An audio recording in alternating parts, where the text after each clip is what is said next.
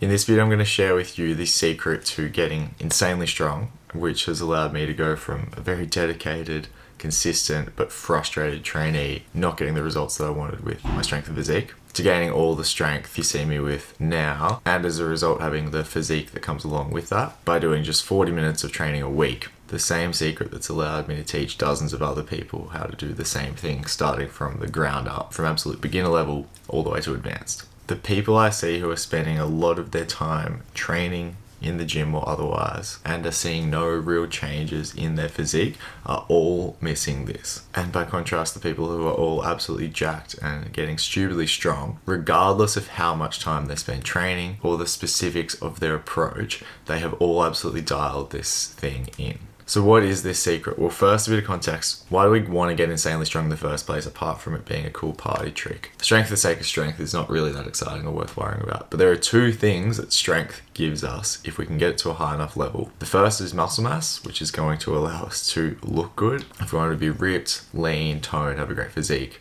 we need as much muscle mass on us as possible. The more the better, and strength is the way that we get our bodies to build that muscle. And then the second reason is that the mobility, the functionality that having high levels of strength gives us means that we can function well, be pain-free, and stay healthy as we age, able to do the things we want to do, rather than breaking down. So for vanity reasons, which are very fair, and for longevity, health, lifestyle reasons, we want as much strength as we can possibly build. And the basic way that we build that strength is a process of signaling and adaptation, training and recovery. And so what happens is we do some training with the idea that that sends a signal to our body to tell it, hey, we want more strength, we want to build muscle tissue and be stronger. We don't get stronger when we do that training, but it starts a cascade of biological signaling that gets those processes of growth and improvement, adaptation, in motion.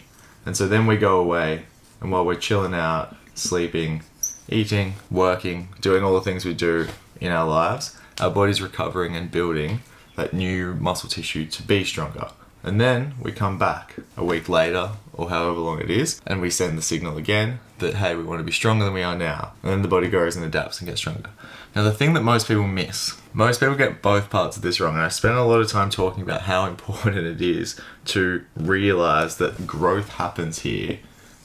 Without the recovery, the time in between training, we don't get stronger, we don't build anything. But the secret I want to talk about today comes down to how effectively we send this signal to our bodies to grow. And the principle is this. Let's say our strength is on the y-axis here, and this is time. At any point in time, we're sitting here. This is our current level of strength. We want this to improve. Let's say that anywhere below this is strength that we have access to. We could use as much strength as we wanted between these two limits. This is lying down, not using any muscles, and this is working at the threshold of our strength. What most people miss with strength training is that to be an effective signal, we need to be working at the threshold of our strength.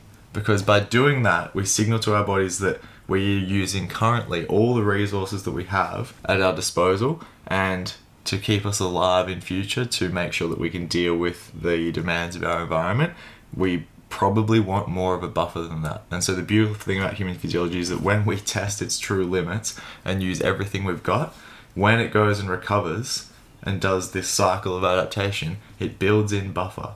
And so then we get a bit weaker, but we come back stronger once it's done its recovery and adaptation. And so now we have a new level. Now we have more strength within our capacity. But if we keep doing the same training, then there's no need for the body to actually get stronger and overcompensate, because we're well within our limit. And most people's training most of the time sits somewhere in this region below our maximum threshold. The only way that we will grow stronger at anywhere close to the rate that our body is capable of changing is if every time we train, we are going as hard as possible, as heavy as possible with the training that we do, so that we actually test the limits of our strength, use every bit of strength in our current capacity, and therefore signal an adaptive response rather than just recovery back to baseline.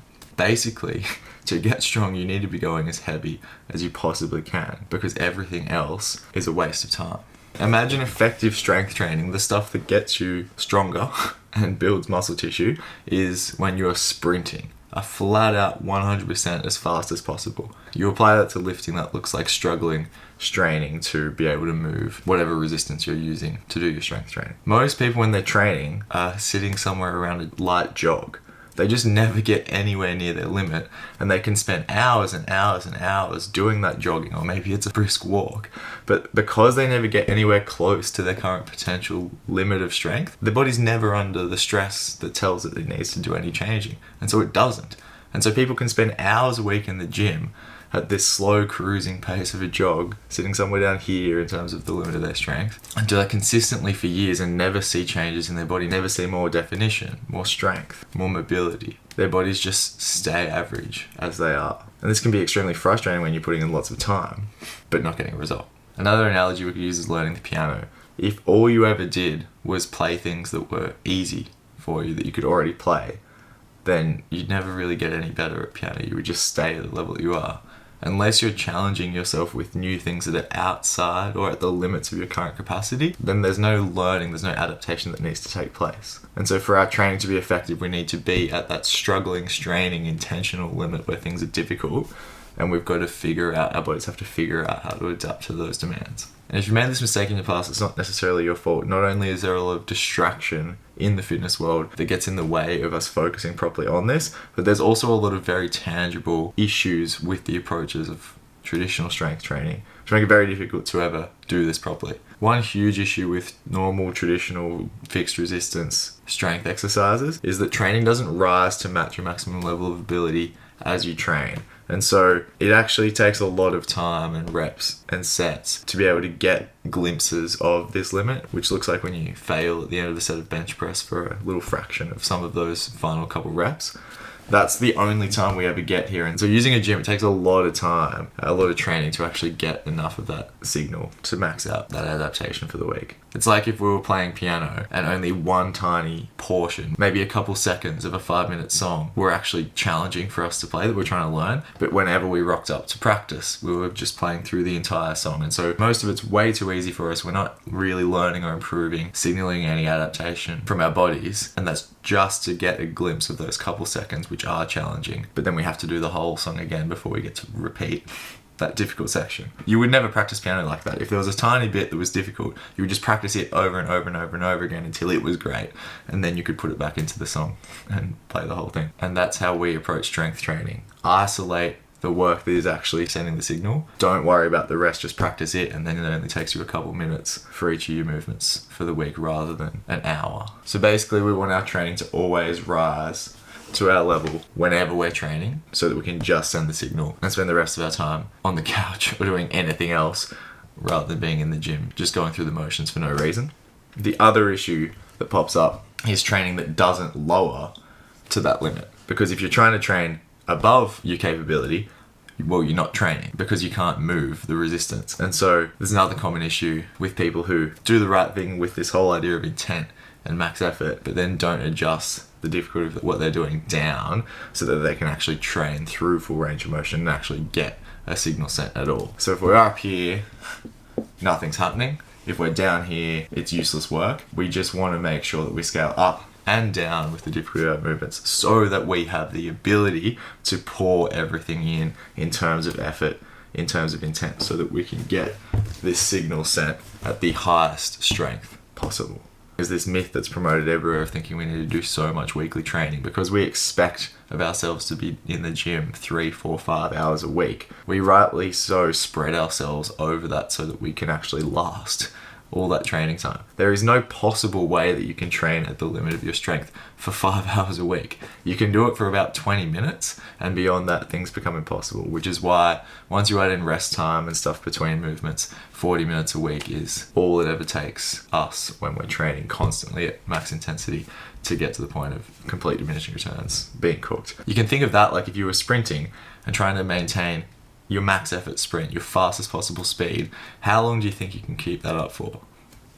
not long. Normal gym programs, if you apply this constant max intensity method, are like trying to do an 800 meters or 1,000 meters or a couple Ks at a sprint. It's physiologically impossible for you to do that. And so you're setting yourself up right from the outset for disappointment and frustration. I used to have this so backwards, like I feel a lot of people do. I thought it was all programming that mattered and how well your routine was designed. As we were developing this constant max intensity 40 minutes a week method, I started just testing less and less reps and sets each week, seeing what happened. And the more I did that, the more I realized that all the science-based best practice programming didn't really matter for shit, especially when you're adjusting the difficulty yourself. When you're constantly adjusting the load to match your maximum level of strength, numbers, reps, sets, volume all go out the window. In fact, what I found was that trying to hit a certain number of reps and sets each week was getting in the way of me putting in the level of effort that I needed to push progress. It was making me stretch myself out and focus on numbers rather than focusing on intensity, on using the limits of my strength. Once I cut it all the way back to one continuous set per week, per movement,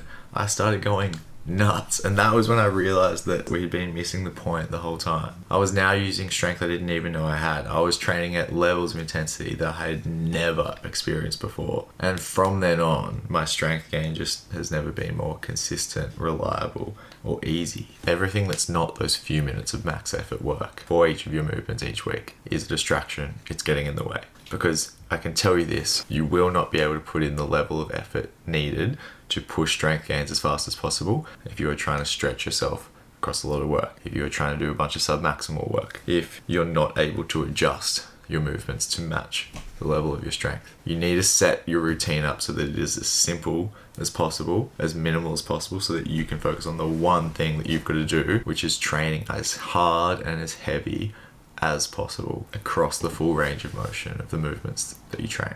Most people just never even experience anything close to what they're capable of in terms of intensity. That's why they don't realize what they're missing, because until you've actually truly pushed the limits of your strength through the full range of motion of an exercise, you just have no idea what it feels like or what you actually are capable of. Another analogy would be like, you know, the hammer game that you might play at a fair where you have to whack the sledgehammer onto the sensor and it reads how hard you're hitting. When you're going into a set to train, that's the level of intent you want. You are literally trying to generate as much force as you physically possibly can, and you're doing that 20 times throughout the rep at every single point in the range of motion. You're dosing it as hard as possible. You're trying to crank the level of difficulty up to get the highest number that you can, to get the best score possible, to beat what you've done in the past. When I'm training, when I'm doing any of my movements, you could almost see steam coming out my ears. My head looks like it's about to explode. The way I know that my students are really training properly when I watch their videos is because the facial expressions they are making are concerning. There is no hiding the level of effort that they're putting in. They look like they're going through some excruciating exorcism. And despite what that might look like to an outsider who haven't done this before, it's not a negative experience, because you're stopping your set as soon as you're actually not enjoying it. But it shows you how hard you have to try to really push this limit. It doesn't happen by itself, and that's why we want to focus on removing every barrier possible that could stand in our way or distract us from putting that level of effort in. And it does take time to learn. Training as heavy as possible is a skill in itself, but as you do get stronger and your body adapts, so you get better with that at using that strength and of exerting that maximum force. And so it's a skill that you're forever improving at as you get stronger. I'm still getting better at that, and the better I get at going hard, the stronger I am, the more muscle I have, the better my body looks. It truly is all that matters. We can talk about diet and recovery and how we program those movements in the week, but none of it is relevant if you're not putting in that effort, if you're not testing the limits of your strength, and if you're not improving at it over time. And this is another reason I put so much emphasis on having clear strength goals, because if you don't have a clarity on where you're trying to get that strength to eventually, it's very easy to be lackadaisical. Basically, everything is working against you when it comes to trying to reach the limits of your strength. Everything is trying to make you not work there, either not working at all or just doing sub-maximal stuff that might feel like productive but not be. And so the clearer you can be on the goals that you're trying to achieve with your strength, where you're ultimately trying to get each of your movement patterns to, it makes it a whole lot easier to focus your training in. And something that can help a lot is just trying to do those goals every time you train failing, and then having utter clarity as a result on how weak you are in comparison to where you want to be, because then there's no excuse not to be working as close to that limit, that goal limit, as you can be whenever you train, because you're trying to be here. And so if you can't train there, the next best thing you can do is where your current threshold is. So an easy way to find that limit is by